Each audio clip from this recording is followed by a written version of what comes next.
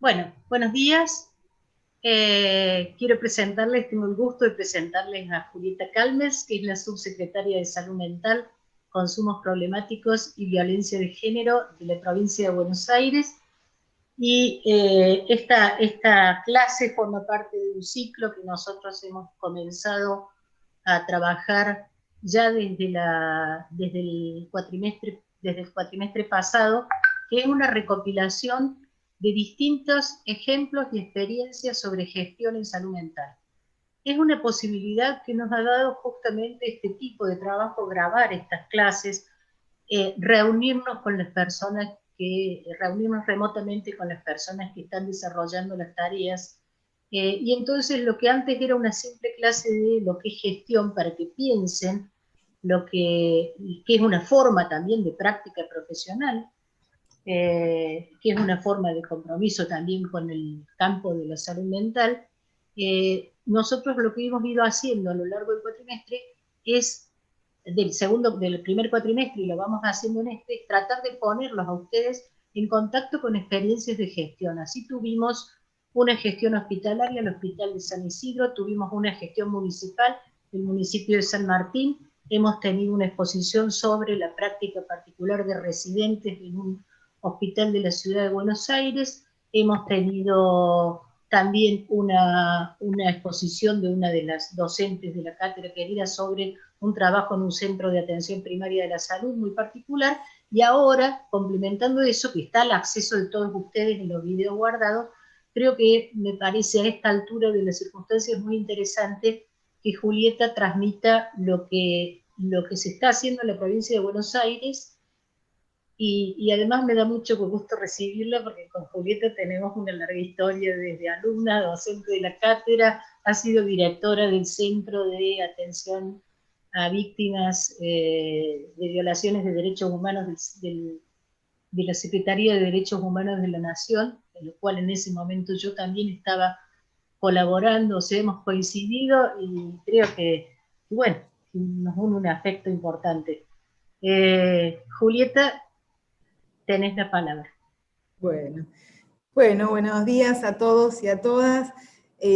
Muy contenta de estar en un teórico en el marco de la Cátedra de Salud Pública de la Facultad, en la cual yo me formé y tengo de hecho un recuerdo muy vívido de los teóricos de la cátedra de Alicia, que fueron espacios para mí formativos muy importantes y que cumplieron una tarea a veces bastante difícil de que se produzca en nuestra Facultad de Psicología de la UBA por un conjunto de particularidades, que es la función de conectar algo de la vida académica y formativa con la salud pública en un sentido profundo de aquello que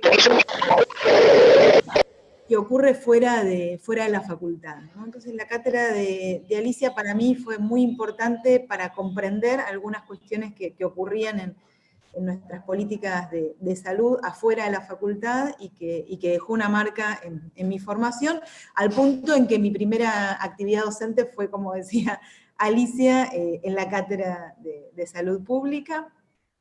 Y bueno, después seguí teniendo actividad docente también en la cátedra de problemas antropológicos en psicología durante muchísimos años, en la cual también participé como investigadora, etc. Bueno, un recorrido de muchos encuentros, y bueno, particularmente hoy me toca ahora a mí encontrarme con ustedes desde esta función que desempeño en la provincia de Buenos Aires, en un nuevo gobierno en la provincia de Buenos Aires, que está a cargo de Axel Kicillof, con un proyecto para la provincia, y que hizo que muchos de nosotros que venimos con recorridos políticos y académicos, bueno, tomemos la decisión de asumir el gran desafío de producir una transformación en la provincia de Buenos Aires, que bueno, realmente constituye un gran desafío por lo que implicaron los últimos 4 años en la provincia de Buenos Aires, pero bueno, también un deterioro histórico de nuestra provincia que requiere un trabajo profundo de transformación. Es una provincia que tiene 17 millones de habitantes, lo cual agrega un componente para mi propia experiencia inimaginable, porque a diferencia de lo que son las gestiones nacionales, ustedes saben que la salud está descentralizada, ¿no? Que el Estado nacional gestiona pocas cosas en torno a la salud, como también gestiona pocas cosas en torno a la educación, bueno, y así en gran parte de los ministerios, pero la salud particularmente, con lo cual para mí, y esto lo incorporo en la charla de hoy con ustedes, porque hace a los procesos de gestión, que a veces son difíciles de imaginar, para mí el salto que significó formar parte del Estado Nacional, como mencionaba Alicia, en un área de la Secretaría de Derechos Humanos, y construir políticas desde el ámbito nacional a gestionar directamente un territorio, y particularmente el territorio de la provincia de Buenos Aires, que tiene la forma geográfica de la provincia, pero que en su interior contiene un montón de dibujitos, mírenlo, porque además es un logo muy lindo, que refleja todo esto que venimos comentando, ¿no? Que les vengo compartiendo de lo que es una definición política y una apuesta política. Entonces en ese logo están las fábricas, las escuelas, el campo, la ciudad, el puerto, ¿no? Las costas, y todo eso atraviesa las identidades heterogéneas, también la diversidad de la provincia de Buenos Aires, y también es un aspecto muy importante a tener en cuenta desde la mirada de salud, sobre todo si la mirada de salud que vamos a construir es una mirada de salud que ya no esté tan centrada en los hospitales, o que los hospitales no estén mirando para dentro de sí mismos, sino que puedan ser hospitales más abiertos a las comunidades. Y en salud mental, ni que hablar, si vamos a un cambio de modelo de atención, como es hacia el que vamos, donde la salud mental pueda estar recostada cada vez más en dispositivos y en modelos de atención que pertenezcan, formen parte, se integren a las comunidades de las que las personas pertenecen y son, ¿no? Entonces, desde esa mirada también específica del modelo de atención en salud mental, que se corresponde también con lo planteado en nuestra ley, y con cierto consenso también internacional respecto de los dispositivos de atención con base en las comunidades, ya no aquel modelo hospitalocéntrico que pensó la atención en los asilos o en los neuropsiquiátricos, ¿no? Con esa vieja idea de que el aislamiento era un motor de la cura o de la mejoría en salud mental. Si vamos hacia ese cambio de modelo, a la vez las definiciones políticas que tienen que ver con cómo se construye una mirada acerca de la identidad, esta identidad común pero heterogénea, que respete esa diversidad, pero que no haga que esa diversidad se vuelva una fragmentación, es decir, que esa diversidad no se vuelva un proceso de fragmentación, ¿no? Más propia de las lógicas liberales. Si vamos hacia ese camino, bueno, nosotros encontramos ahí una definición política del gobernador que está muy, muy emparentada con lo que son las definiciones ya de construcción de política pública en el campo de la salud mental específicamente. En este contexto de estos desafíos, también con una definición de nuestro gobernador de lo que él definió como un Estado militante, ¿no? Y acá vale la aclaración de que no, digamos, de que no se trata de un Estado militante en un sentido partidario, ¿no? O de agrupación política, sino un Estado militante en el sentido de un compromiso profundo con los procesos de transformación, con el campo popular, con la constitución y creación de mayores condiciones de igualdad, de la recuperación y acceso a los derechos, y algo que nuestro gobernador insiste mucho y que nosotros creemos mucho en eso, que es el gran esfuerzo y el gran desafío de una verdadera gestión popular, nacional, que tiene que ver con ir construyendo lo máximo posible un Estado capilar, es decir, un Estado que pueda llegar de manera más directa a las personas y pueda ser cada vez menos un Estado con funcionarios de escritorio, ¿no? O con técnicos desvinculados de los procesos políticos de transformación. Y bueno, en ese punto nuestro gobernador, por toda su tradición también académica y política, sintetiza muy bien aquello con lo que nosotros nos identificamos, que es con la posibilidad de un Estado efectivamente militante, y por ello que ello no quite el alto nivel de formación, el alto nivel de seriedad académica, técnica, con los que los procesos de formación los procesos de transformación política se tienen que dar, ¿no? Si bien en la provincia de Buenos Aires hay 135 municipios y cada uno de ellos tiene a su cargo delegado tareas de salud, la provincia de Buenos Aires también tiene un sistema de salud bastante nutrido, sin el cual, digamos, los habitantes de la provincia no podrían tener acceso a este derecho. Por ejemplo, entre otras cosas, tiene 88 hospitales provinciales, 4 de los cuales son hospitales neuropsiquiátricos, que es parte de la tarea que nosotros tenemos comprometida en el proceso de transformación de esas instituciones, pero también tiene, y particularmente a cargo de la subsecretaría que yo dirijo con un conjunto de colegas, que afortunadamente me acompañaron y hicieron que esta apuesta que hacemos en la provincia pudiera ser también parte de un equipo de trabajo. Además de los 88 hospitales, una cantidad de lo que se llaman UPAs, que son unidades de pronta atención, que son dispositivos un poco intermedios. Además, la subsecretaría que nosotros tenemos a cargo tiene 149 dispositivos vinculados a salud mental y consumos problemáticos, que son dispositivos más cercanos a lo que podría ser el primer nivel de atención.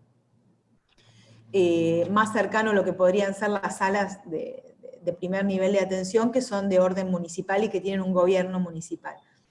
Estas 149 dispositivos tienen una particularidad de tener un anclaje territorial, que para nosotros es muy importante, porque a la vez coincide con la perspectiva que plantea la Ley Nacional de Salud Mental y con todo el proceso de transformación del modelo de atención en salud. Estos dispositivos se llaman CPA. Si hay algunos alumnos que sean de la provincia, tal vez los hayan escuchado, o si van a trabajar en la provincia de Buenos Aires, que ojalá así sea, los van a escuchar. Son centros provinciales de atención, donde funcionan consultorios individuales y también espacios de taller grupal. Originariamente se pensaron para trabajar los consumos problemáticos, pero como todo buen dispositivo cercano a lo que podría ser un dispositivo del primer nivel de atención, con lo que se encuentra es con que aparecen las demandas y los problemas que atraviesan la vida de las personas, y esos problemas son los problemas de consumo, algunas problemáticas de salud mental, los problemas de la violencia de género, obviamente, y los problemas de los niños y jóvenes. Es decir, que esto que estuvo pensado inicialmente para consumo fue receptando, por su anclaje más territorial, esta variedad de situaciones de padecimiento, de demanda de atención, que bueno, estaban un poco como encubiertas, ¿no? Casi que decían en voz baja, bueno, nosotros atendemos niños, casi disculpándose, ¿no? O nosotros atendemos situaciones de violencia de género. A nosotros nos parece muy importante que haya esa apertura.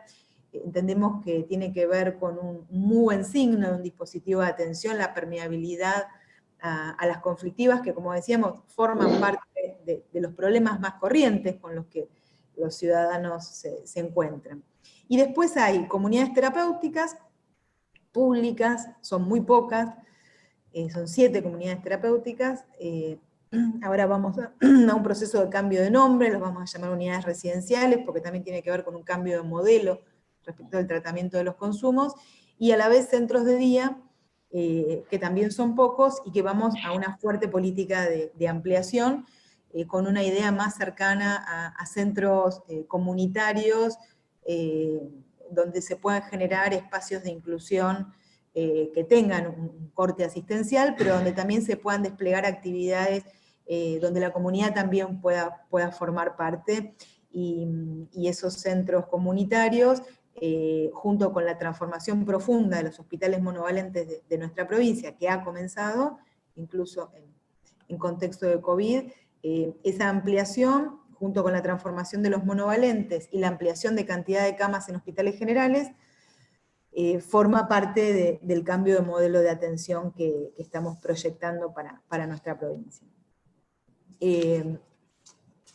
Entonces la provincia de Buenos Aires decía, si bien los municipios tienen a cargo un nivel de atención que incluye el primer nivel, y que también incluye algunos hospitales municipales, el nivel central provincial recuesta sobre la provincia de Buenos Aires gran parte de la atención de la salud a través de sus 88 hospitales, de estos 149, 150 dispositivos específicos de salud mental, de la SUPA, como les comentaba.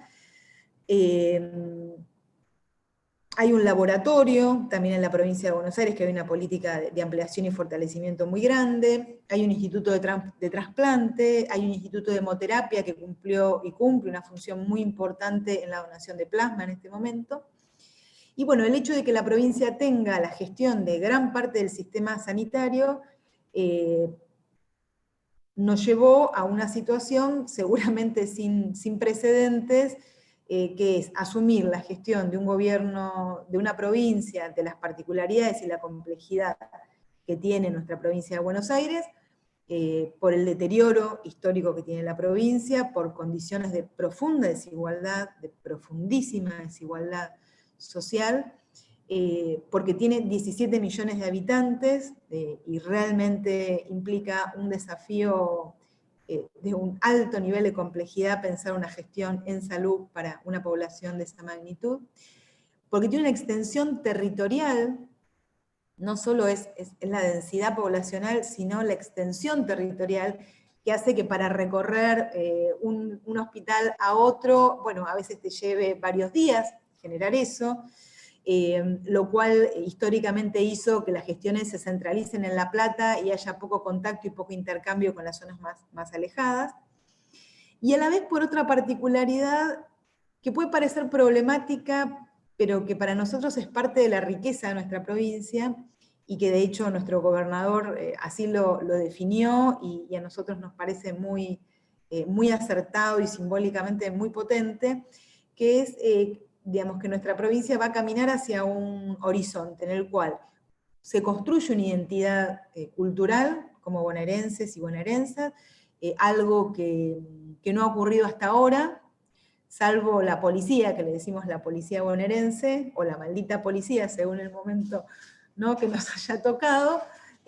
Lo demás no tiene una identidad bonaerense, no tiene una identidad más municipal, pero a diferencia de otras provincias, no sé, el tucumano, el formoseño, el cordobés, el mendocino, sienten y se identifican con una identidad de la provincia a la que pertenecen, en general el bonaerense o la bonaerensa no tiene esa identidad con su propia provincia, ¿no? Seguramente esto tenga que ver con la construcción política, histórica, que hizo que haya poco nivel central, poco poder político central del gobernador de la provincia, y un poder muy delegado en los municipios.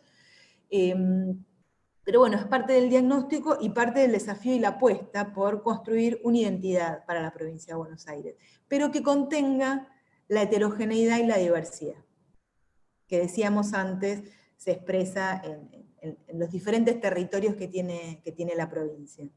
Y que es parte de la riqueza, ¿no? Y nosotros entendemos que en términos simbólicos es una identidad muy potente, aquella que se pueda construir sobre lo común, pero conteniendo lo diverso. Y si ustedes ven el logo de la provincia de Buenos Aires, que tiene la forma geográfica de la provincia, pero que en su interior contiene un montón de dibujitos, mírenlo, porque además es un logo muy lindo, que refleja todo esto que venimos comentando, ¿no?, que les vengo compartiendo de lo que es una definición política y una apuesta política.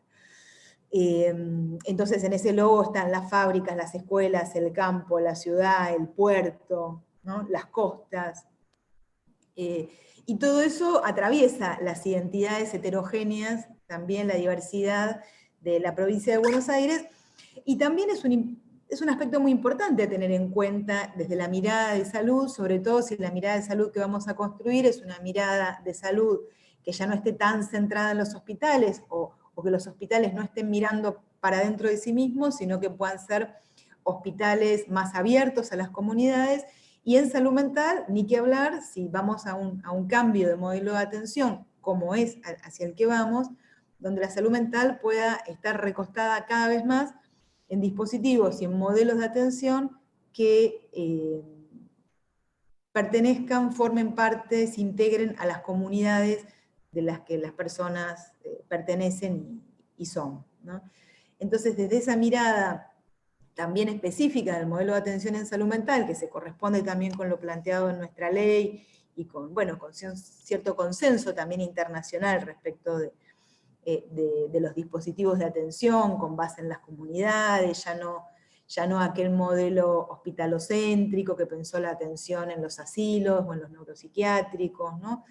Con esa vieja idea de que el aislamiento era un motor de la cura o de la mejoría en salud mental. Si vamos hacia ese cambio de modelo, a la vez las definiciones políticas que tienen que ver con cómo se construye una mirada acerca de la identidad, esta identidad común pero heterogénea, que respete esa diversidad, pero que no haga que esa diversidad se vuelva una fragmentación, es decir, que esa diversidad no se vuelva un proceso de fragmentación, ¿no? Más propia de las lógicas liberales. Si vamos hacia ese camino, bueno, nosotros encontramos ahí una definición política del gobernador que está muy, muy emparentada con lo que son las definiciones ya de construcción de política pública en el campo de la salud mental específicamente.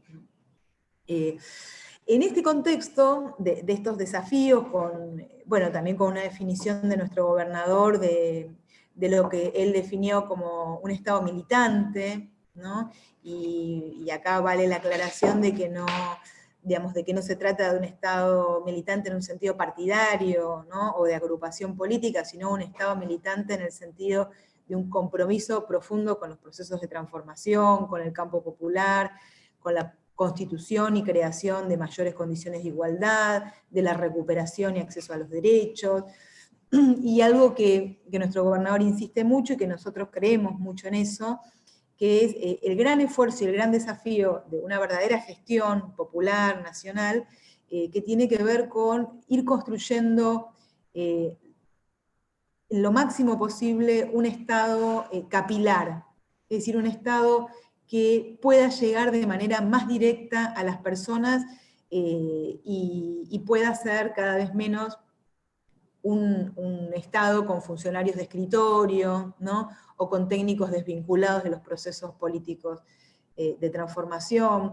Y bueno, en ese punto nuestro gobernador, por toda su tradición también académica y política, sintetiza muy bien aquello con lo que nosotros nos identificamos, que es con la posibilidad de un Estado efectivamente militante y por ello que ello no quite el alto nivel de formación, el alto nivel de seriedad académica, técnica, con los que los procesos de formación los procesos de transformación política se tienen que dar, ¿no?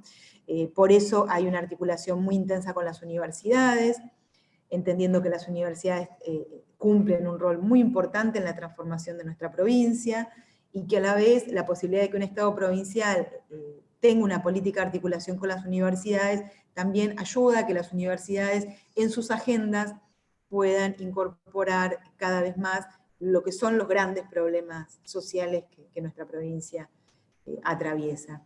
Por eso parte de las decisiones iniciales fue la de crear un consejo interuniversitario que está a cargo de Florencia Sainzud, que fue la decana de la Facultad de Periodismo de La Plata, y con la que articulamos gran parte de las tareas que desarrollamos hasta este momento. La cátedra de Salud Pública de Alicia Stolkiner también participó y participa en tareas de acompañamiento a equipos hospitalarios y de supervisión a equipos hospitalarios y algunas otras facultades de nuestra provincia. Entonces, en esta caracterización de provincia, en esta apuesta política y esta apuesta de recuperar el valor, ¿no?, de la provincia de Buenos Aires, y particularmente, ¿no?, de poder poner de pie también un sistema sanitario que estaba realmente muy golpeado en términos de infraestructura, muy golpeado en relación a las condiciones de trabajo de los trabajadores de la salud, muy golpeado en el sentido de, bueno, nosotros, ¿no?, nos podemos dar la libertad también de incluir la dimensión simbólica como parte de los procesos de deterioro que nosotros veíamos, ¿no? Muy abandonados en el sentido de que no había una construcción de política pública para el sector salud, ¿no?, que involucrara a los trabajadores, que involucrara procesos formativos, que piense un rol para las residencias en la provincia de Buenos Aires, que piense cómo se articula el sector salud con otros sectores. Bueno, un abandono de la política pública, ¿no? Y en términos simbólicos, bueno, la salud pública también había sido, como la educación pública y casi todo lo público, totalmente devaluado, ¿no? Siempre como parte de algo de menos calidad, ¿no? Entonces, bueno, en ese desafío en el que estábamos respecto de la provincia, y particularmente del sector público y de la salud pública, de ponerla nuevamente de pie, entre medio ocurre la peor pandemia de las últimas largas décadas en todo el mundo, en esta provincia tan desigual, y en un gobierno a tan poco tiempo de asumir. Con lo cual, si las complejidades ya estaban planteadas de entrada, esto fue una bomba de estruendo que nos impactó a todos de una manera muy, bueno, veremos en la historia cómo lo analizamos o cómo lo leemos para atrás, ¿no? Porque, bueno, también nos tocó a todos los que teníamos y tenemos responsabilidades un esfuerzo sobrehumano de construir procesos de gestión en una provincia que también estábamos conociendo y en una provincia donde todos los procesos de gestión estaban rotos, desarticulados, abandonados, etc. Con un Estado muy, muy, muy precarizado. Una institucionalidad del Estado provincial muy, muy, muy precarizada. Entonces, bueno, esto fue un gran despelote inicial. Afortunadamente el Estado Nacional y el Estado Provincial decidieron medidas de cuidado, que fue el aislamiento social y preventivo, de una manera muy firme. Eso permitió inicialmente que no colapse toda la provincia. Es una provincia que es difícil de comparar con otras provincias de otros países, porque bueno, el conurbano bonaerense, el AMBA, lo que ustedes habrán escuchado en estas largas discusiones con la ciudad de Buenos Aires, de que hay que pensar el AMBA como un único corredor, ¿no? Porque bueno, en la capital federal trabaja gran parte de los trabajadores que van a la capital federal son de la provincia de Buenos Aires, con lo cual se producen aperturas en la capital, eso impacta inmediatamente en la provincia por la circulación.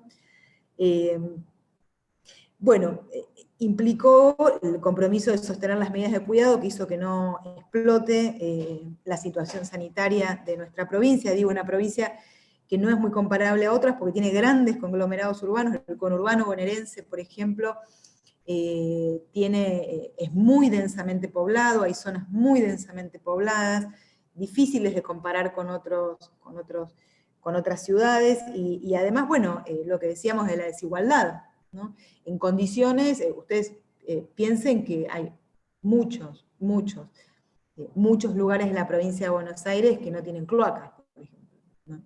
Entonces, todo lo que son las condiciones sanitarias de cuidado, tener agua, tener cloaca, tener lugares donde poder quedarse adentro de la casa, tener casa, ¿no? Todas las condiciones de desigualdad para la gestión de una pandemia son situaciones realmente muy extremas y muy difíciles de comparar con otras regiones, ¿no? Porque no se trata solo de la pobreza, sino del nivel de deterioro estructural de algunos territorios, ¿no?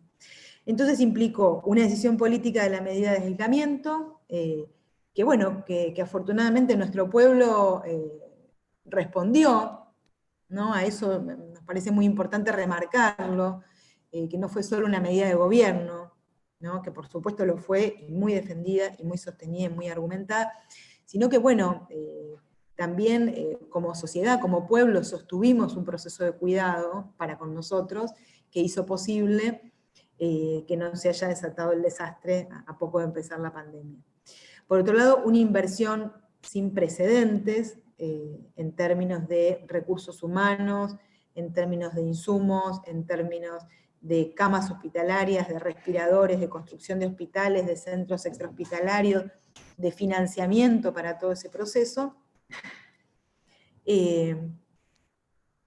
Y a la vez algo que comenzó a producirse de manera muy temprana y que realmente es muy importante poder transmitírselo a ustedes, que es el desafío y el inevitable esfuerzo que tuvimos que emprender para poder tener una gestión del sistema de salud. Puede parecer algo obvio, ¿no?, que un sistema de salud tiene una gestión, pero yo les aseguro que ya lo deben haber estudiado, escuchado y leído, la cuestión de la fragmentación de nuestro sistema sanitario. Bueno, cuando nos toca agarrar espacios de gestión, eso que aprendimos en carne viva es uno de los problemas de mayor complejidad resolver.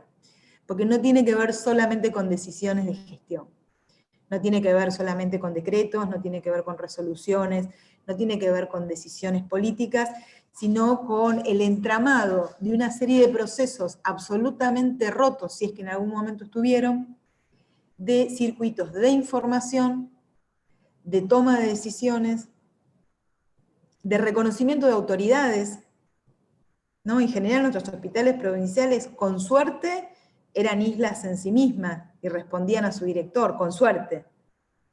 Y a la vez cada servicio, con suerte, a su jefe de servicio. Entonces, pensar que a su vez los hospitales pudieran responder a una decisión central implicó un esfuerzo muy grande de construcción de procesos de gestión que, entre otras cosas, involucraron, y tal vez les pueda parecer menor, pero que tiene que ver también con cómo se arma una gestión. Nosotros nos reunimos hace 8 meses, todos los viernes, entre 3 y 4 horas, con todos los directores de hospitales de toda la provincia de Buenos Aires, hasta las 9, 10 de la noche de los viernes, que no les puedo explicar el cansancio mental, corporal, existencial que tienen y tenemos los funcionarios y los directores todos los viernes, pero construyó un espacio donde se fue produciendo una lectura común acerca de la situación que estábamos viviendo en la provincia, una transmisión de información acerca del movimiento de la pandemia en la provincia de Buenos Aires, de la situación del virus, de la cantidad de contagios, y de el trabajo sobre la toma de decisiones centralizadas, porque no hay otra posibilidad de conducir un proceso de pandemia de estas características si no es asumiendo la conducción del Estado provincial,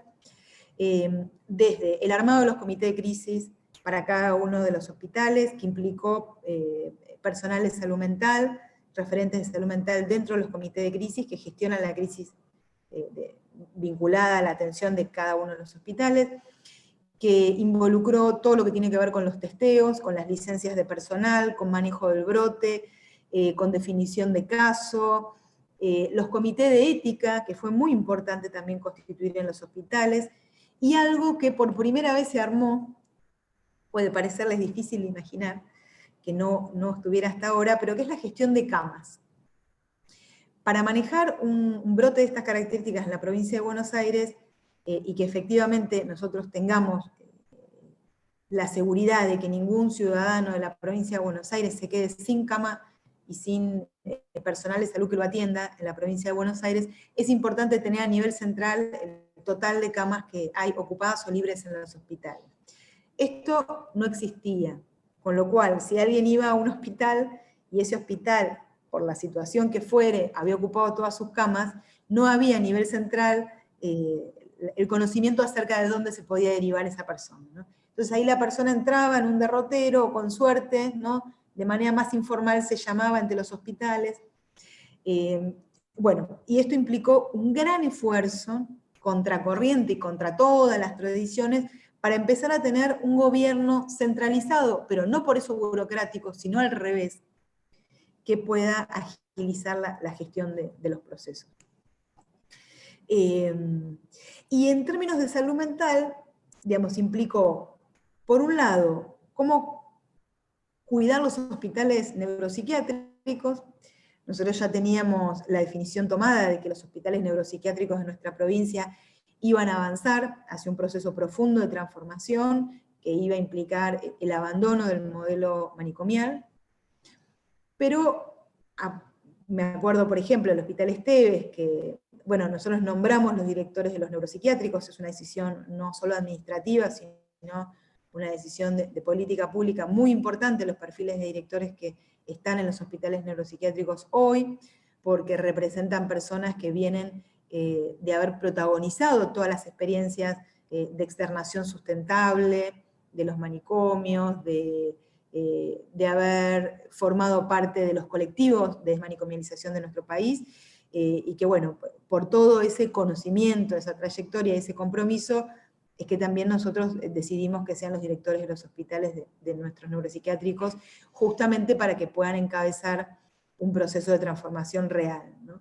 Me acuerdo del Hospital Esteves, a los 3 días de asumir la nueva directora, se declara la pandemia, y a la situación hacia la que tenemos que ir es a cómo construimos condiciones de cuidado para las personas internadas, porque también empezamos a hacer un relevamiento rápido y el porcentaje de personas mayores de 60 años y con enormes comorbilidades constituían a todos los manicomios públicos de la provincia en enormes geriátricos con altísimo nivel de riesgo de la propagación del brote, porque bueno, imagínense ustedes, son pabellones de 60, 70 personas todavía en los hospitales neuropsiquiátricos públicos de la provincia. Con mucho deterioro en la salud física, el nivel de muerte de los pacientes de los neuropsiquiátricos públicos es el nivel más elevado, incluso más elevado de la muerte que se produce en las cárceles, que ya es elevado. Eso se da esa paradoja siniestra de que estando en un hospital neuropsiquiátrico, pero un hospital, o sea, estando en un efector de salud, en eso que se llama techo sanitario, de lo que más se descuida es de la salud.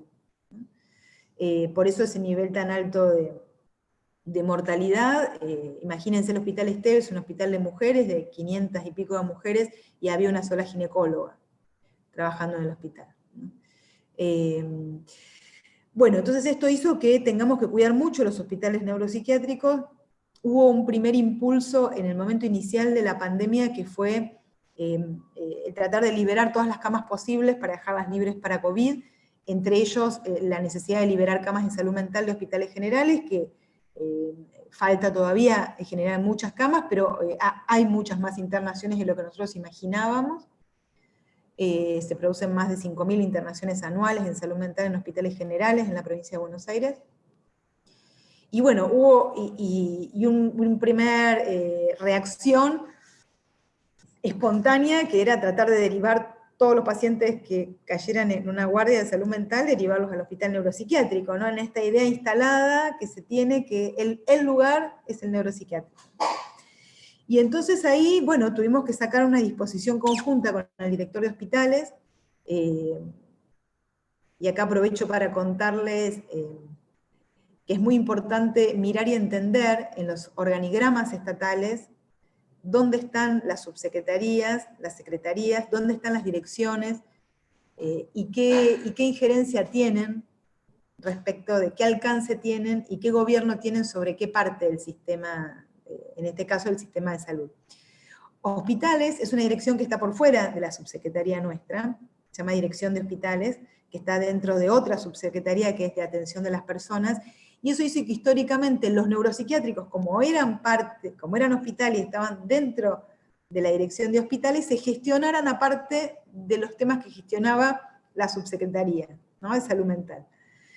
Nosotros tomamos una decisión inicial que fue que si íbamos a construir una política en salud mental, íbamos a construir una política en salud mental, y que entonces íbamos a tener incidencia sobre los dispositivos que yo les comentaba hace un rato, que son estos 149, 150 dispositivos más del primer nivel, pero también íbamos a definir la política de los neuropsiquiátricos y también íbamos a definir la política de salud mental de los hospitales generales. Porque sin todo eso, que son todos efectores del gobierno de la provincia, pero que responden a diferentes subsecretarías o direcciones, sin todo eso no vamos a gestionar nunca un sistema de salud mental. Porque lo que hay que pensar y sobre lo que hay que trabajar, y en esto vamos a ser incansables en repetirlo una y otra vez, es en la organización de un sistema de salud. porque yo puedo transformar los neuropsiquiátricos por un lado, por otro lado puedo tener una política para los hospitales generales, por otro lado puedo tener una política para el primer nivel, en este caso además nosotros tenemos dispositivos parecidos al primer nivel, pero si yo no articulo todo eso en una política común y con un sentido para cada uno de esos efectores de salud,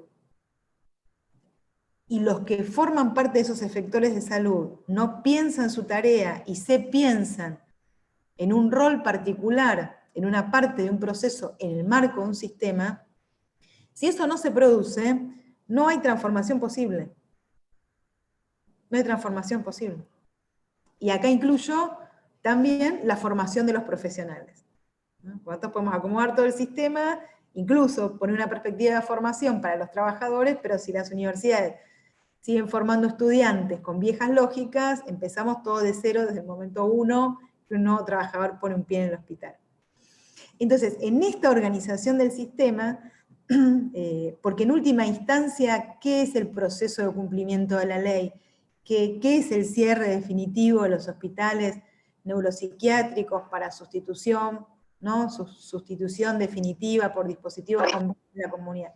¿Qué es en última instancia ese proceso tan esperado, tan exigido, tan demandado por organismos de derechos humanos, sobre el que tanto hemos bregado tantos durante tantos años? Transformar el manicomio es transformar el sistema. Porque yo podría sacar una disposición, yo, el ministro de Salud, el director de hospitales, que diga, prohíbase la internación en las nuevas internaciones en hospitales neuropsiquiátricos. Y podríamos decir, listo, ya está, ¿no? No hay más ingresos a los hospitales monovalentes, es cuestión de tiempo, pero eso no transforma un sistema, ni transforma los hospitales neuropsiquiátricos. Porque digamos, ahí nosotros tenemos que construir una política para las personas internadas y su externación, cuidada, sustentable, posible de constituir condiciones de dignidad y permeabilidad en el tiempo, pero a la vez también hay que construir cuál es la alternativa al manicomio entonces. Y ahí lo que implica es crear un sistema de atención que ya no necesite del manicomio. Porque al manicomio se sigue recurriendo, los jueces siguen derivando, los hospitales generales siguen mandando al manicomio, la policía sigue llevando al manicomio, no solo porque el manicomio esté, sino porque está internalizado en la cabeza algo de que la especialidad tiene que resolverse ahí, ¿no? Y que los que saben de salud mental son los que están en esos lugares. Entonces, producir ese cambio tan esperado, transformar los manicomios, implica la transformación del sistema. Las lógicas del sistema, el modelo de atención y la relación que todos esos componentes establecen entre sí. Y que nosotros como trabajadores tenemos que incorporar en nuestras cabezas, cambiar nosotros nuestro modelo con el que miramos los procesos de atención y nos involucramos en esos procesos de atención. La intersectorialidad, la interdisciplina, el trabajo en red. Bueno, todo eso tiene que construirse en paralelo a que se construye un nuevo funcionamiento del sistema, ¿no? Porque bueno, los servicios de salud mental de los hospitales generales también tenemos grandes riquezas, ¿no? La Argentina tiene, y yo creo que la provincia de Buenos Aires más aún, tiene una cantidad de profesionales con una trayectoria, una formación y una capacidad maravillosa para producir este proceso de cambio. Pero también son profesionales que están muy segmentados, muy recluidos en sus servicios, muy poco vinculados a una discusión sobre la política pública, que incorpore toda la complejidad de la política pública, que incorpore la relación que cada efector y cada profesional en su servicio mantiene con el resto del sistema sanitario. Muy poco discutido todavía qué lugar queremos tener en el campo de la salud mental.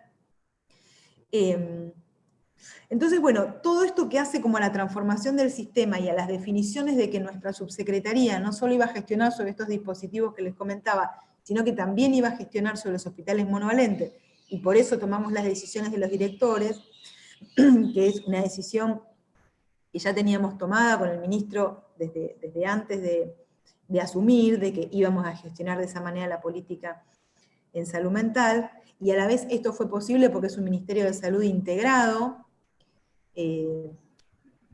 Aprovecho y les cuento que muchas veces lo que pasa en la gestión de los estados, nacionales o provinciales, es que se distribuyen secretarías o áreas de gobierno según también áreas políticas, ¿no? De la construcción de los espacios políticos. Y bueno, según la armonía que eso tenga o no, eso hace a veces que no haya muy buenas relaciones entre los diferentes ámbitos de un gobierno, o que haya tensiones, o que se diriman en ese espacio aspectos que tienen que ver con las construcciones políticas, o que haya miradas diferentes. Bueno, nuestro gobernador tomó la decisión de que no se iba a reproducir algo de esa tradición que a veces se reproduce y que no, digamos, no me avergüenza decirlo porque me parece que es parte del diagnóstico real que nosotros tenemos que entender, porque es parte de las dificultades que tenemos que sortear para fortalecer nuestros estados. Nuestro ministerio, afortunadamente, no tiene ese problema, lo cual hace que haya decisiones integradas. Por ejemplo, esta que les digo, que la gestión de los hospitales monovalentes o las áreas de salud mental de los hospitales generales forman parte de las definiciones y de la construcción y del enorme trabajo que tenemos como subsecretario. Entonces, en el medio de la pandemia, los hospitales monovalentes implicó cuidar, de tratar de limitar en lo más posible el ingreso del virus. Y esto implicó un trabajo fuerte con el resto de los hospitales para explicarles que no era el lugar privilegiado donde enviar pacientes, el hospital monovalente, que al revés, que más bien había que pensar que el monovalente tendría que ser el último lugar donde derivar un paciente por el altísimo riesgo de la población que estaba ahí recibiendo. Y esto, que fue algo muy complejo, gestionar internaciones de salud mental de complejidad, que es una tarea difícil, por todas las dificultades del sistema, a la vez nos permitió este otro aspecto que les mencionaba, que es de una gestión más centralizada de las políticas sanitarias.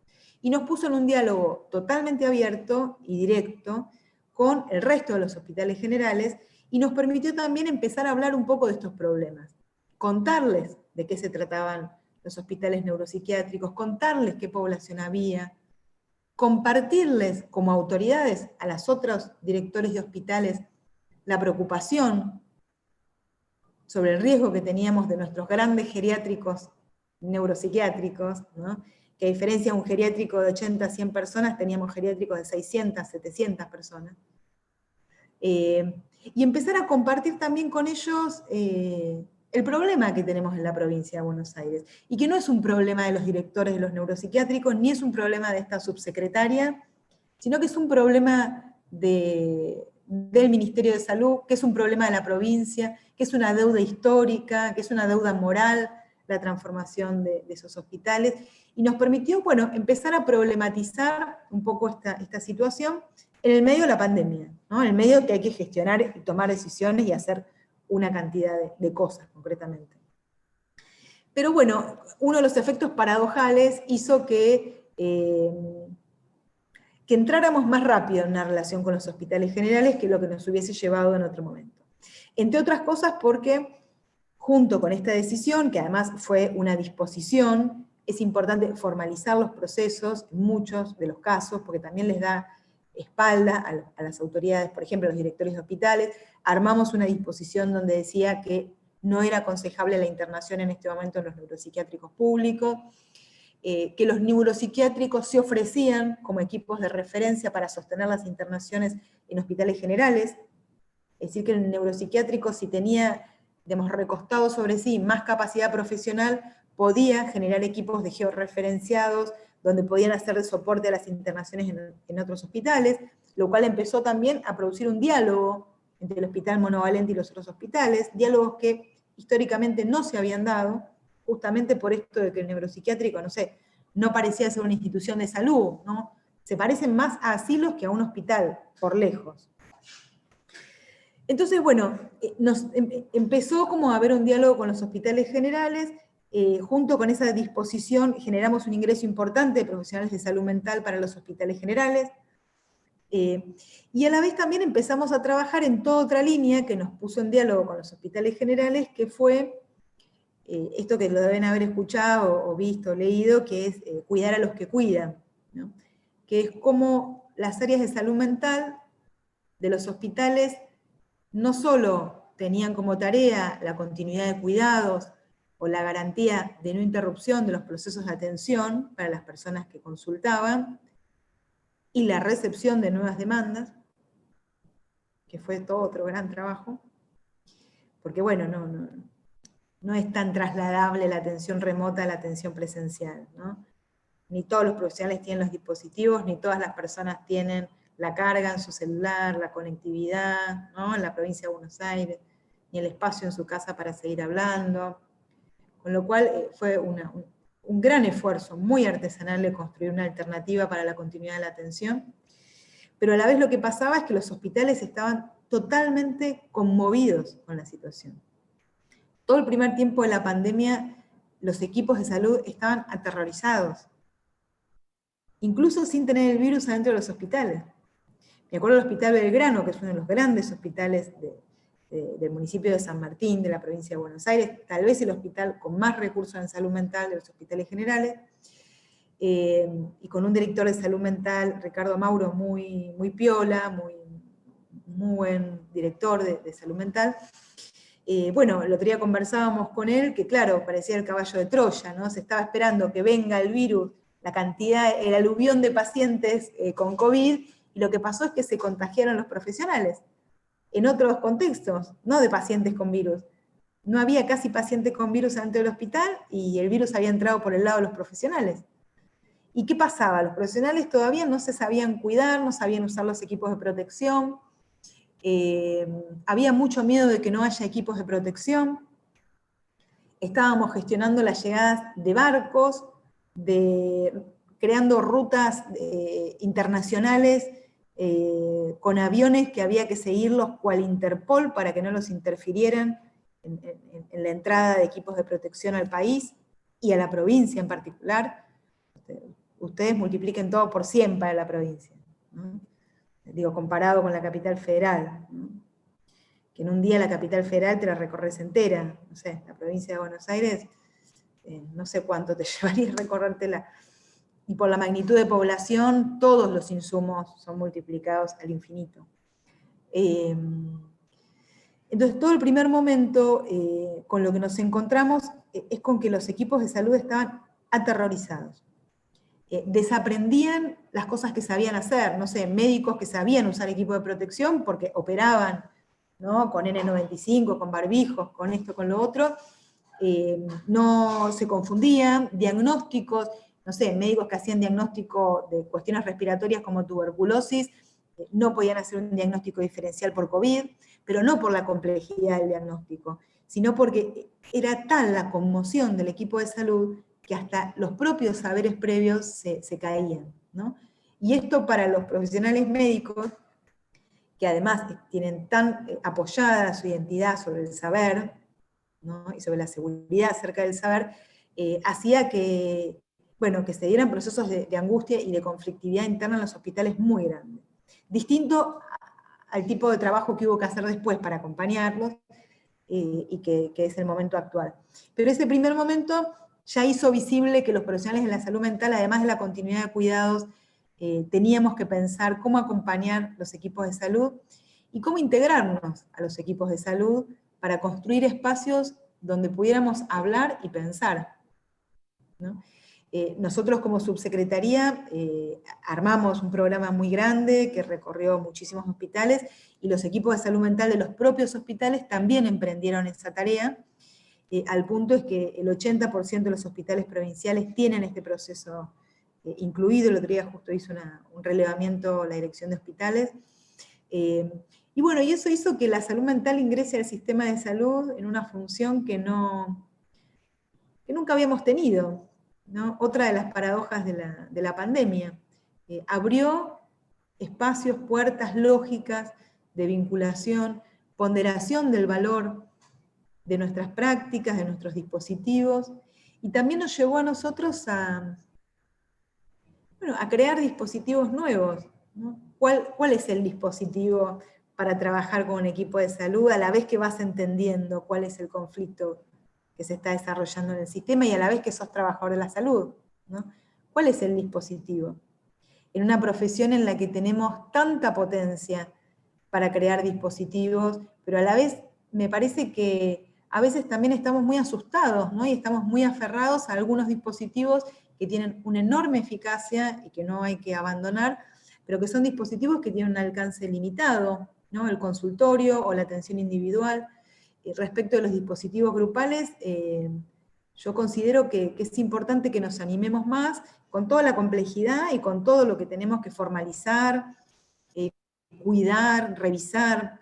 No digo con esto perder rigurosidad o perder la caracterización de un dispositivo, ¿no? La construcción de un dispositivo.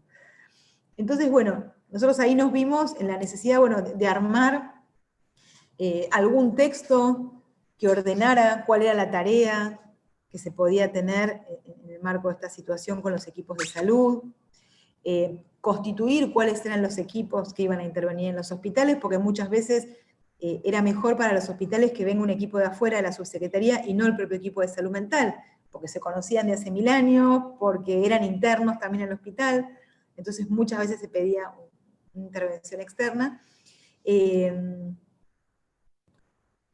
¿Y qué espacios de reflexión íbamos a tener en relación a la propia tarea? Es decir, ¿cómo se construía un dispositivo en condiciones tan extrañas, ¿no? Tan atravesados nosotros? Bueno, entonces ahí también nos dimos cuenta de que había que conseguir insumos para todos los profesionales que iban a ir a los hospitales, que había que conseguir un móvil, que es un bien no escaso, escasísimo en la provincia, también porque tenés que trasladarte en distancias, no sé, yo hay días que hago recorrida y viajo 400 kilómetros, y estoy dentro del conurbano bonaerense, ¿eh? Y me dice el chofer cuando termina el día la cantidad de kilómetros, yo no lo puedo creer. Y es un día no muy excepcional. No muy excepcional. Entonces, la movilidad para esperar a los equipos, para volver a traer a los equipos, los espacios donde cambiarse, donde sacarse los equipos de protección, qué hacer con lo que pasaba en esos espacios grupales, cómo trabajar con los directores en relación a eso sin que se pierda la confidencialidad de un espacio íntimo donde se pueda hablar, pero que también puedan servir a los equipos de dirección para repensar algo de lo que está pasando en ese hospital. Entonces ese me parece que fue otro y bueno, veo que estamos como yo ya voy cerca de una hora, ¿no? Hay muchos dispositivos que se fueron creando al estilo de este que les comentaba de cuidar a los que cuidan, que fueron haciendo que la salud mental se salga del servicio, ¿no? O de la especialidad, o del neuropsiquiátrico, que nosotros nos salgamos de eso que es tan conocido, ¿no? Y a lo que estamos tan acostumbrados, pero que nos fragmenta tanto, y creo yo nos empobrece cuando no nos ponemos en relación con otros. Otra decisión que tomamos, ustedes saben que la provincia de Buenos Aires tuvo un trabajo gracias al cual, entre otras cosas, no se produjo un brote tan tremendo, que es la inclusión en los planes Detectar, que es la recorrida por los barrios, sobre todo barrios donde se detecta el inicio de algún brote, para ver si hay personas con síntomas y poder hacer los test ahí en el momento. Y bueno, digamos, lo que empezó a pasar es que la gente estaba totalmente angustiada, ¿no? Y bueno, nosotros sabemos que el que consulta el servicio o llama, nosotros creamos un 0800 de salud mental, donde pueden llamar cualquier ciudadano por sí mismo o porque está preocupado por otro, ¿no? Alentando esta idea del cuidado, del proceso del cuidado. Pero bueno, el que llega a consultar en general es el que está mejor. Bueno, o salvo que se haya desatado una crisis que llamaron al SAME o lo lleva a la policía. Pero si no, es el que está mejor, el que reconoce que le pasa algo, el que busca el recurso, el que llama o consulta, el que acepta la propuesta que le hacemos, el que la sostiene. Ese es el que está mejor. En general, el que está peor es el que no accede al sistema de salud, sobre todo el sistema de salud que todavía están cerrados. Nuestro sistema de salud es muy cerrado, es muy cerrado. tenés que ir, ¿no? Tenés que construirte en un buen paciente para entrar al sistema de salud. Bueno, rogar que haya turnos, ¿no?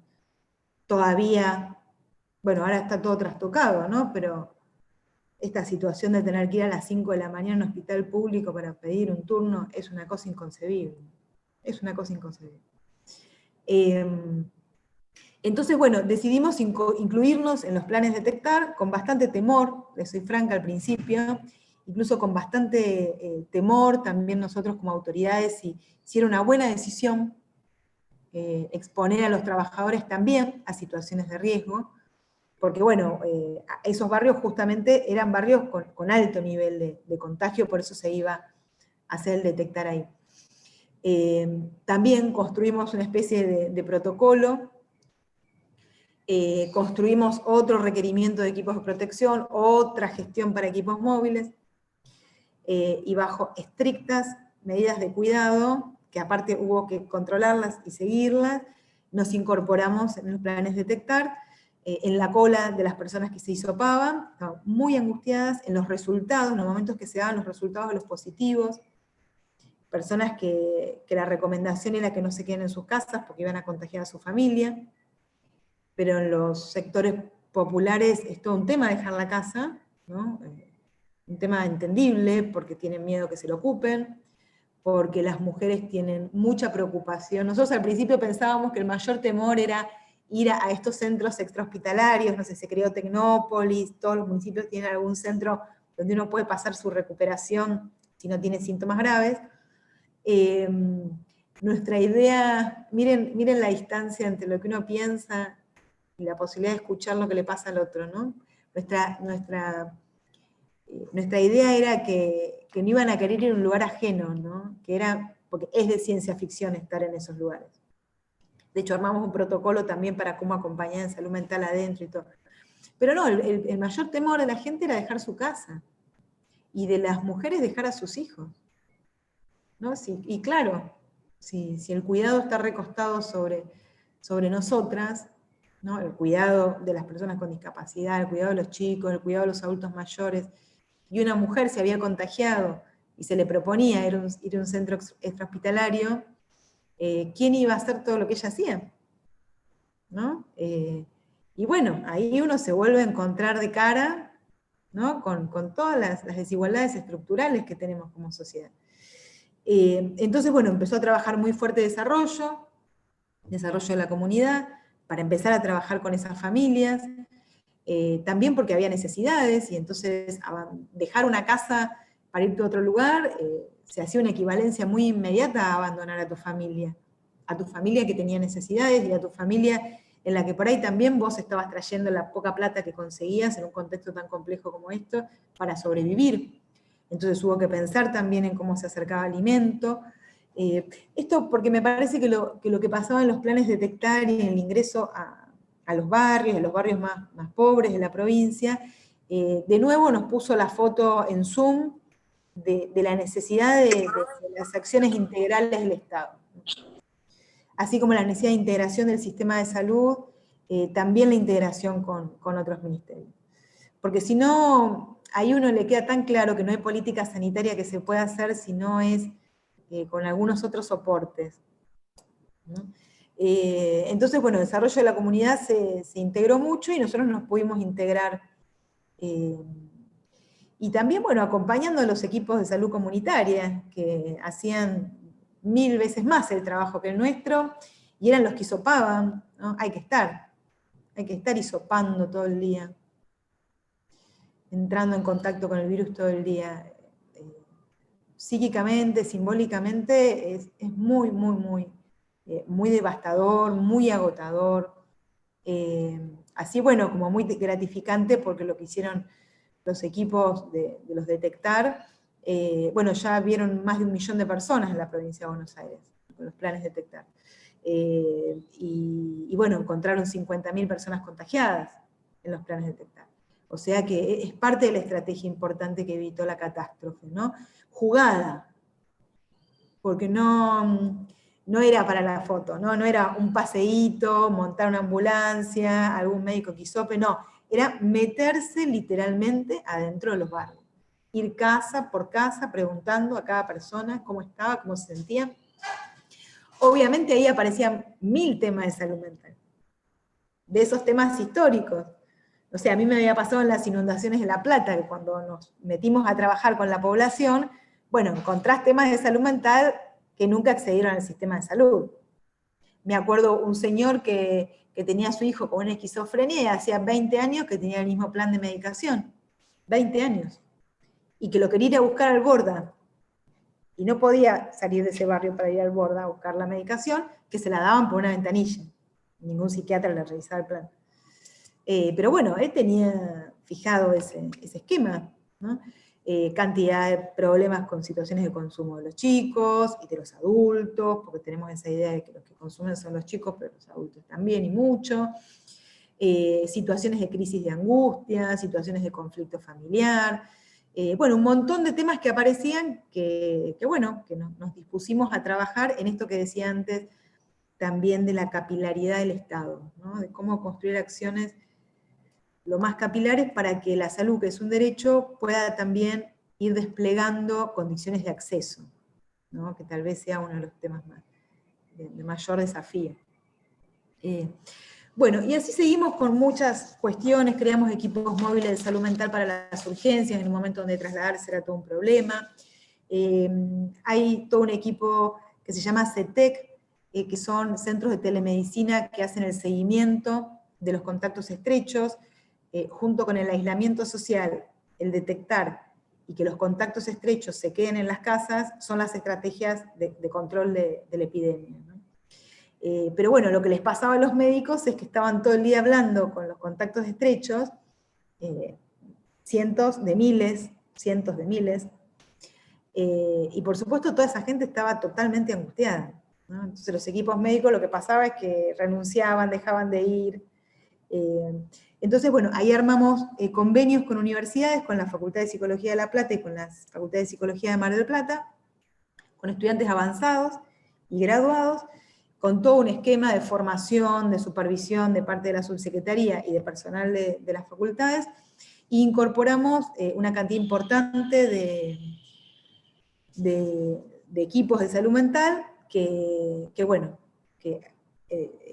hacían el seguimiento de aquellas situaciones donde se veía que la gente estaba más angustiada, y a la vez también hacíamos encuentros con los equipos médicos que trabajaban en este seguimiento al estilo del cuidar a los que cuidan, que les contábamos antes para los equipos de salud hospitalaria.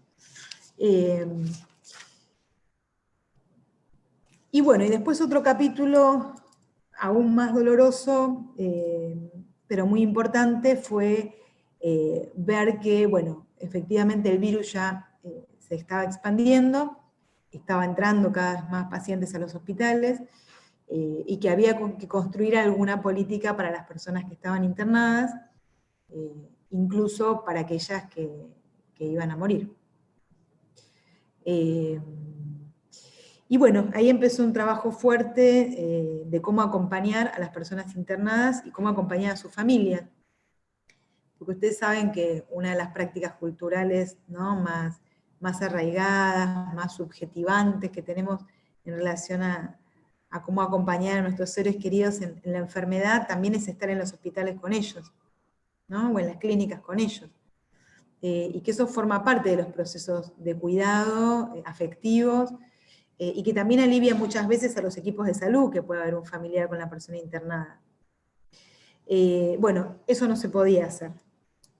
Entonces eso generaba, además de la cuestión médica y la enfermedad física, altísimos niveles de angustia de las personas internadas, altísimos niveles de angustia de los familiares y situaciones en las cuales no se podía ni siquiera producir la despedida de la persona que uno quería.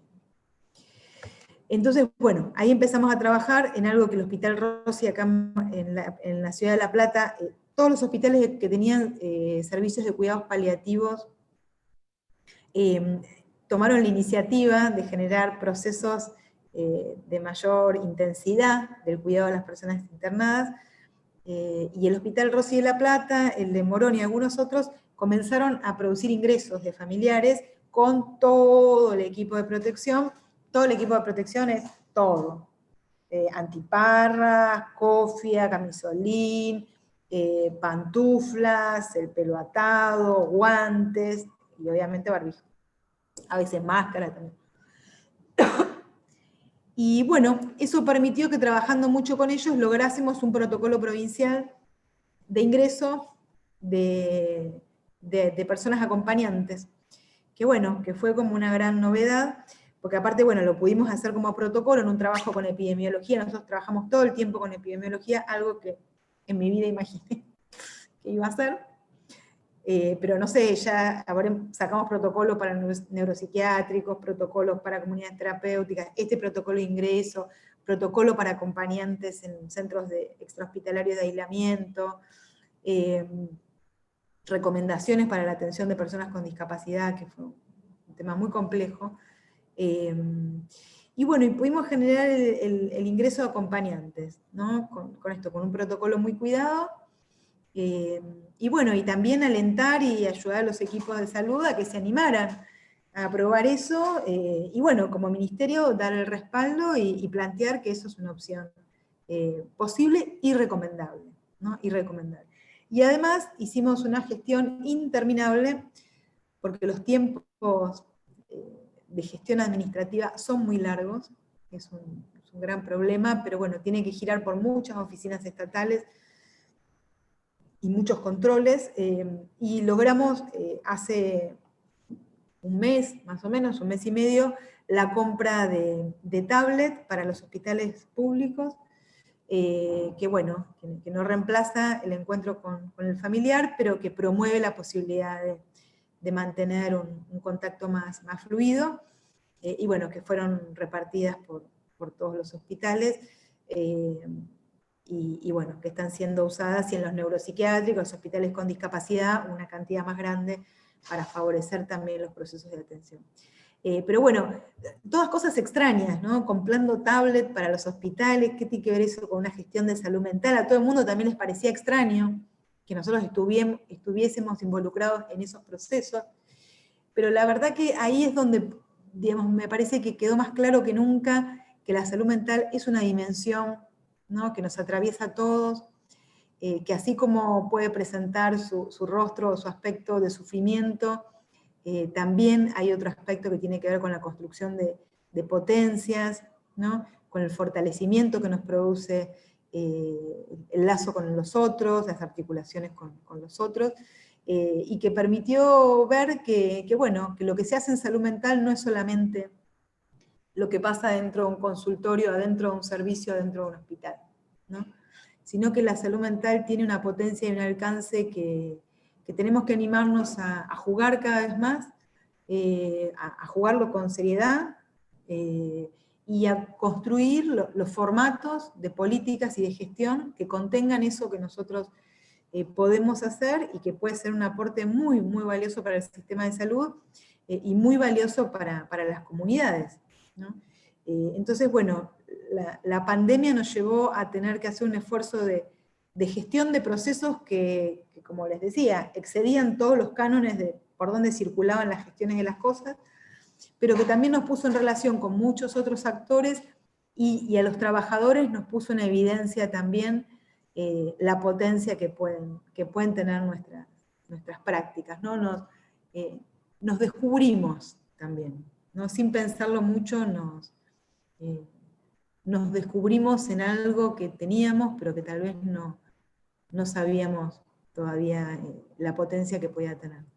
Y entre medio de todo esto, y con esto ya para terminar, nosotros teníamos la decisión de que en este año queríamos que los hospitales neuropsiquiátricos presenten sus proyectos de adecuación a la ley, lo que se conoce como los planes de adecuación previstos por la ley, en el año 2020, que tendría que ser el año del fin de los manicomios. Por supuesto que toda la detención absoluta de los últimos 4 años no permite que el 2020 sea el fin de los manicomios, pero para nosotros sí tiene que ser un año determinante en ese proceso. Incluso en el medio de la gestión de la pandemia y con un trabajo muy intenso con los directores de los hospitales, bueno, sacamos unos lineamientos desde la subsecretaría para la construcción de los planes de adecuación, y el 10 de octubre, que fue el Día de la Salud Mental, los 4 hospitales monovalentes presentaron sus proyectos integrales de transformación que tiene componentes sanitarios muy importantes, pero también componente de vivienda, componente cultural, componente de memoria, componente socioproductivo, que nos lleva de nuevo a una articulación con, no sé, casi todos los ministerios de la provincia, que ahora tenemos un poco a cargo, en un proceso de revisión de 2 meses esos planes, para, bueno, el 10 de diciembre, que es el Día de los Derechos Humanos en Argentina, poder dar una aprobación a esos planes, y bueno, que este año por lo menos sea un año donde tomemos la decisión, no abstracta, sino concreta, en un proceso de 3 años de transformación de nuestros hospitales, así que, bueno, eso ocurrió hace poquito, y afortunadamente con mucho esfuerzo, y confirmando que los directores de los hospitales neuropsiquiátricos eran los que tenían que estar, pudimos hacer ese trabajo y ahora estamos revisando esos planes. Bueno, me parece que un poco a las corridas, por ahí medio rápido, pero más o menos pude compartirles el trabajo en estos meses desde el ángulo de la gestión, ¿no? Por ahí es una visión un poco más global, una foto más grande, de procesos que tal vez otros puedan contar como con más detalle, y que bueno, como funcionarios nos llevó todo el tiempo a pensar, ¿no? A tratar de no burocratizarnos para poder inventar, incluso sin ninguna garantía de los procesos de gestión, y después forzar que los procesos de gestión pudieran entrar acorde a los dispositivos que necesitábamos, ¿no? Y bueno, esa es la decisión también de nuestro ministro, Daniel Goyán, de Nicolás Kreplak, y de nuestro gobernador. Así que bueno, eso es más o menos en lo que estamos trabajando. Muchísimas gracias, Julieta. Nosotros, a ver, espérame. Muchísimas gracias. Lamentablemente, debo decirle, falló la conexión en YouTube. Así que lamentablemente, porque había mucha gente tratando de entrar, pero Alicia, ¿sí? es una cuestión general de YouTube. Ah, yo creí que era un problema mío. Recién con un acto de presidencia también pasó lo mismo y no se pudo transmitir, así que quédate tranquila que no fue algo tuyo. No fue por inutilidad mía, que es lo que yo pienso. No. Bueno, Julieta, te lo agradezco muchísimo. Estamos lamentablemente muy sobre la hora porque podría entrar más o menos una pregunta. Y además quiero hacer un aviso de un elemento más que no es específicamente de salud mental, pero hace mucho a la salud mental de las mujeres particularmente, o de las gestantes, ¿no? De las personas gestantes, que es que la legislatura de la Ciudad de Buenos Aires aprobó el plan para implementación del parto humanizado. Qué bueno. ¿No? Yo ayer recogí la información y estuve viendo, y me parece muy importante, porque por cierto también que me han pedido a nivel nacional una reunión con directores de hospitales por ley Micaela, que es la ley de formación de todo el personal en las cuestiones de género, y justamente un elemento central es la ley de parto humanizado. Entonces, el trabajo sobre la toma de decisiones centralizadas, porque no hay otra posibilidad. Esa sos vos que estás hablando. Se está sumando. Asumiendo la posición del Estado provincial. Me parece que acaba de activarse en YouTube, ese es el problema. Puede ser. Sí. Bueno, a ver, quedaría para una pregunta y terminamos, porque tenemos 5 minutos. Yo te agradezco mucho, la idea era justamente mostrar el trabajo de la gestión, ¿no es cierto? Porque buena parte de la formación nuestra después nos inserta en lugares donde acá están felicitando, etcétera, donde después nosotros somos actores de un proceso que se está gestionando, de una gestión, pero no logramos comprender cómo es ese proceso de gestión en el cual nos insertamos. ¿No? Me olvidé de decir que además tenemos un video, también lo podemos compartir, Julieta, que hicimos con Leo Gorbach sobre gestión parlamentaria. Y es una cosa, cómo se gestionó la ley de salud mental. Bueno, ¿alguien que quiera comentar algo? Si no, vamos a ir cerrando.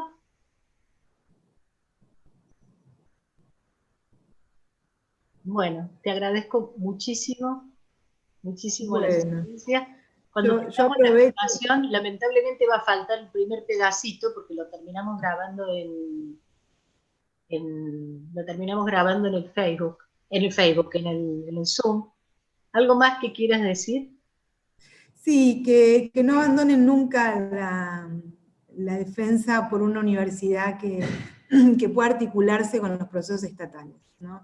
Que la autonomía no nos confunda de que la universidad se aísle de esos grandes debates nacionales y de esos grandes procesos en los cuales la formación pública que sostiene nuestro pueblo tiene que acompañar también los procesos de deudas sociales, entre otros, de la salud, ¿no? Así que bueno, nuestra Facultad de Psicología tiene sus dificultades en torno a eso, y entonces bueno, aprovecho para decirles que insistamos siempre en ese aspecto para poder tener la mejor universidad pública que nos merecemos. Y la Cátedra de Alicia hace un gran aporte histórico, miren que yo ya estoy grande, en lograr esa calidad.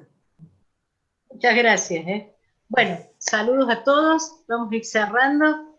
Acá dicen, se va a pensar un cambio en mi plan de estudio en la universidad con respecto a esta perspectiva. Ahí hay que hacer una aclaración. Se viene debatiendo hace rato la necesidad, la ley de salud mental plantea la adecuación de las currículas de la carrera. Y durante un tiempo la Comisión Interministerial de Salud Mental llamó a debatir esto y se trabajó en la CONISMA también, la adecuación, la comisión, en la CONISMA, ¿qué dije? No, el lugar donde se agrupan las facultades de psicología. Dije la CONISMA, me equivoqué. En AUAPSI. AUAPSI, exactamente, en AUAPSI. Entonces es un tema que tenemos que retomar y que es una responsabilidad que tenemos como académicos, efectivamente. Bueno, muchísimas gracias a todos. Bueno, muchas gracias, sea por la invitación, un cariño a todos. Muchísimas gracias. Gracias, un gusto. Que tengan buen día. Muchas gracias. Gracias. Gracias.